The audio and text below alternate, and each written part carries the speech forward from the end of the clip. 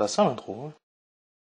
Bonjour à tous les créateurs et bienvenue sur Tisseurs d'Histoire et de Monde, la chaîne des créateurs indépendants. Donc aujourd'hui on va voir comment démarrer un univers simplement, comment on démarre un monde, comment on fait un ensemble de persos, une histoire, un background, une langue, ce que vous voulez, avec la technique du petit à petit. Parce que ça c'est une petite erreur qu'on peut faire quand on est débutant, c'est de croire qu'on doit tout faire d'un coup ou même vouloir tout faire d'un coup. Alors que c'est pas vraiment possible, vous allez vite vous en rendre compte. Il y en a qui font plus d'un coup que d'autres, mais globalement c'est pas possible de faire tout un univers en une seule fois comme ça, en une seule phase de réflexion. On crée ça, on crée ça, on crée la montagne derrière, toute la carte d'un seul coup, toute la langue d'un seul coup, c'est pas possible en fait. Évidemment, le meilleur moyen de ne pas s'embrouiller dans les explications et de ne pas s'embrouiller dans la création et de garder le fun, c'est tout simplement d'utiliser la technique du petit à petit pour ce qui est utile. C'est-à-dire qu'au début, vous allez créer, vous allez commencer votre histoire par les techniques qu'on a vues précédemment. Donc vous êtes à votre point de départ, tout ça, vous avez un contexte, des personnages, etc. Vous allez créer ces personnages-là, leurs caractéristiques. Mais par exemple, vous ne créez pas chaque caractéristique de ces personnages-là. Vous créez celles qui vont servir ici. Lui, c'est un irascible qui s'énerve tout le temps. Elle arrête pas d'essayer de le calmer, mais elle finit par péter un câble aussi. Ou lui, il est soupolé, lui, il est joyeux, il rigole tout le temps et ça énerve les autres, par exemple. Et par exemple, leurs engagements politiques ou religieux, vous n'êtes pas obligé de les mettre dès le début si c'est pas questionné. Ça, vous pouvez réfléchir à plus tard et faire en fonction de ce que vous pensez aller avec le perso plus tard quand vous en aurez besoin. Donc pareil, par exemple, vous créez une langue, parce que bon, je pense je suis pas le seul à aimer créer une langue, surtout quand on fait de la fantasy, pour rendre le monde un peu plus vivant, pour ajouter un petit truc, un truc sympa. Bon, alors déjà, créer une langue, ça peut être compliqué, mais moi ce que je vous conseille, c'est pas vous emmerder, basez-vous sur une langue que vous connaissez déjà, comme par exemple le français, et vous changez les mots, et vous gardez les règles grammaticales et tout, vous gardez à peu près le même délire. Comme ça, on garde une langue logique, etc. Mais on s'énerve pas à créer un truc nouveau. Tout le monde n'est pas Tolkien, tout le monde n'est pas linguiste. Déjà, sachez cela. Ensuite, évidemment, ça va pas être possible de créer toute la langue d'un coup. Hein, voire même créer toute la langue tout court. Parce que une langue, c'est des milliers et des milliers de mots, d'outils de conjugaison, de verbes différents. C'est vraiment très très complexe. Donc, ce que vous faites, c'est que par exemple, si la langue est parlée par des personnages, ou est lu, par exemple, comme dans le cas du Seigneur des Anneaux avec l'anneau qui au début a une inscription dessus. Vous inventez les mots que vous avez besoin de dire, par exemple, voici l'antre du roi des champignons, c'est classe. Et ben vous choisissez les mots pour voici l'antre du roi des champignons. Voilà. Et du coup, vous instaurez aussi les règles grammaticales qui correspondent, comme par exemple, qu'est-ce que c'est de ou du. Et qu'est-ce que c'est D quand tu le mets au pluriel. Donc, et pareil, champignon, ça te permet, vu qu'il y en a plusieurs, de créer la règle du pluriel. Comment on va passer du singulier au pluriel dans ta langue. Voilà, tu crées les règles et les mots dont tu as besoin pour cette phrase. Et ensuite, tu les notes. Moi, ce que je vous conseille, c'est carrément faire un dossier entier pour les langues. Vous mettez d'une part un fichier texte pour les grammaires, un fichier texte pour les pronoms, un fichier texte pour l'infinitif des verbes peut-être, un fichier texte pour les conjugaisons passé et futur, etc. Ouais, bon, après c'est du rangement. Ça on parlera de toute façon, on parlera du dossier de rangement dans une prochaine vidéo parce que vous allez voir que quand ça va commencer à devenir compliqué votre histoire, il va falloir savoir ranger quoi. Donc voilà, vous faites ce que vous avez besoin pour cette langue maintenant et plus tard, vous verrez. Plus tard, par exemple, il y a besoin de dire une autre phrase avec d'autres règles de conjugaison, d'autres mots. Là, vous inventez ces règles et ces mots et vous les rajoutez au reste dans vos dossiers. Et plus tard, et plus tard, et plus tard. Voilà. Il faut vraiment y aller petit à petit, surtout pour une langue, c'est pas possible de tout faire d'un coup. Qu'est-ce qu'il y a aussi? Il y a la logique des pouvoirs. Par exemple, si vous faites de la fantasy ou de la SF et qu'il y a il y a des pouvoirs à inventer, il y a une certaine logique à avoir avec, à moins que vous vouliez copier les autres comme quelqu'un de peu créatif, mais j'espère que c'est pas le cas. Par exemple, au début, un exemple simple, il y a de la maîtrise élémentaire par exemple, moi c'est un peu le cas dans les chroniques de Selfie au début. Vous avez besoin d'expliquer comment lui fait pour utiliser le feu, vous l'expliquez. Vous expliquez comment lui utilise le feu. Mais par exemple, s'il y a une logique de guérison et tout, et qu'au début il n'est pas utilisé, il y a juste le feu, la logique de guérison, vous la gardez pour plus tard. Parce que s'il faut que vous créiez tout d'un coup comment les éléments marchent, comment la guérison marche, pourquoi lui il meurt pas et l'autre oui, parce que là il y a la différence de compétences magiques. Pourquoi ça à la limite c'est faisable d'un coup, contrairement aux langues. Mais c'est quand même lourdingue, et puis faire quelque chose en plusieurs fois, ça vous laisse plus le temps de réfléchir à la chose plutôt que de tout faire d'un coup.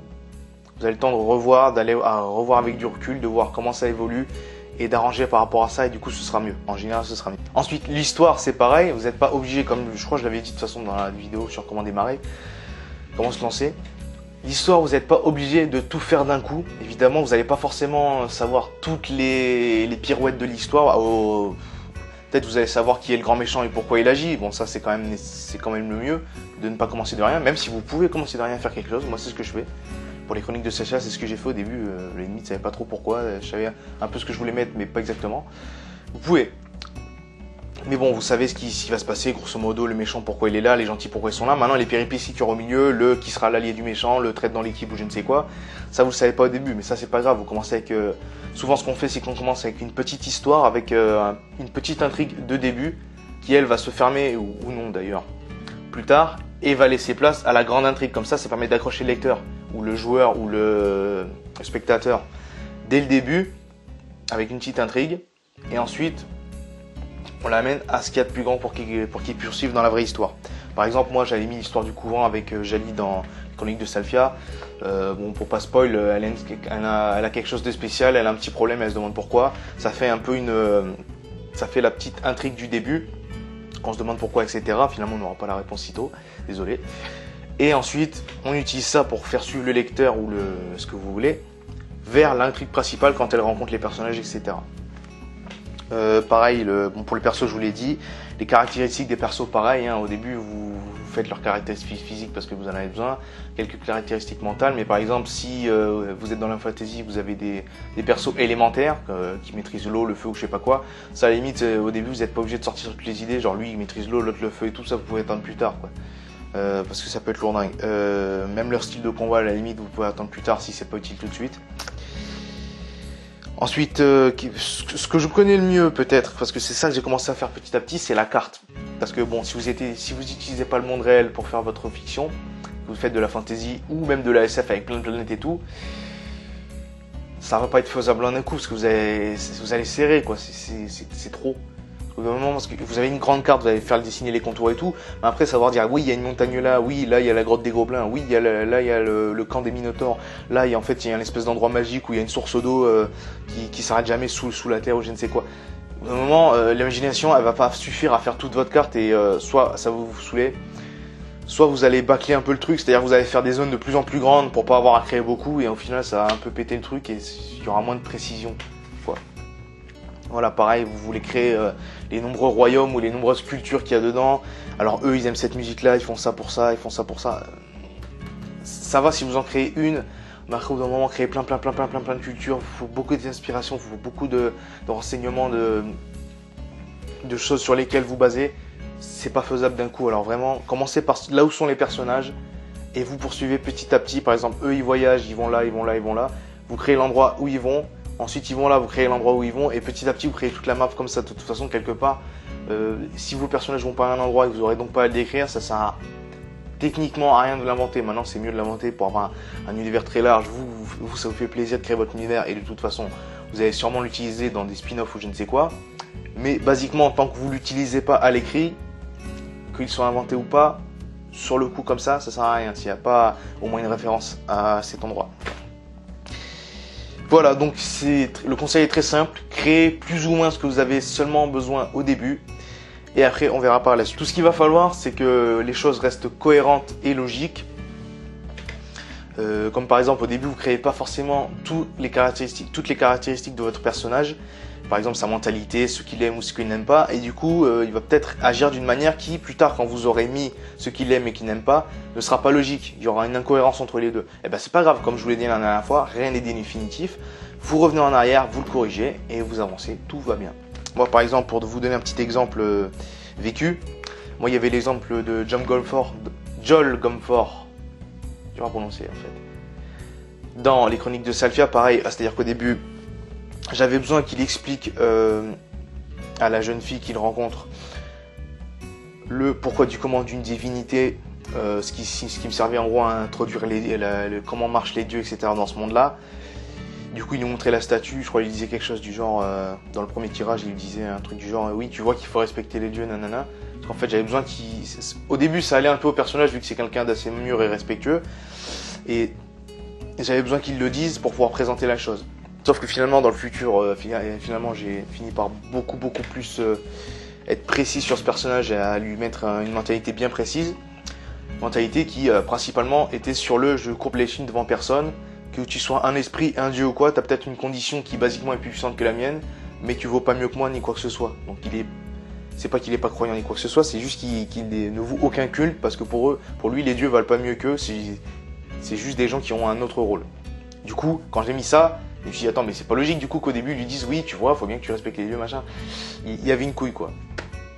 Du coup, je suis revenu en arrière et j'ai changé ce qu'il disait. Je sais plus trop ce que j'ai mis. De toute façon, vous avez qu'à lire si vous voulez savoir. Hein. Voilà, donc ça c'était un exemple très simple. Pareil pour la carte, pareil pour tout le reste.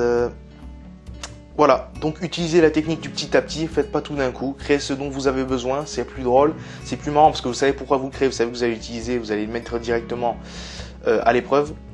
Donc c'est mieux.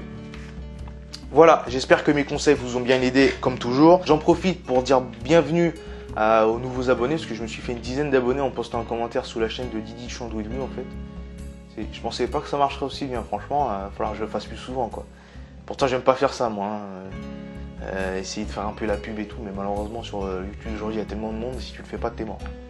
Il n'y a qu'à voir, hein. Il y a pas longtemps j'avais encore 10 abonnés, la moitié c'est des gens qui te connaissent qui regardent pas les vidéos.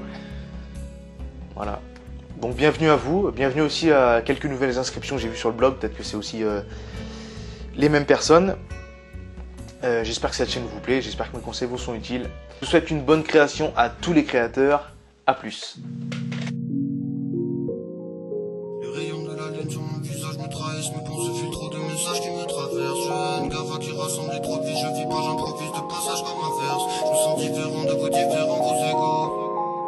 Les rayons de la lune sur mon visage me trahissent, mes pensées filent trop de messages qui me traversent. Jeune gava qui rassemble les trop de vie, je vis pas, j'improvise de passage comme l'inverse. Je me sens différent de vos différents, vos égos, je suis différé, vous êtes en retard, je suis pas trop confiné, tous filmés pour ferrer vos zéros. Plus personne veut croiser, regarde dans le métro, compris ce qu'on attend.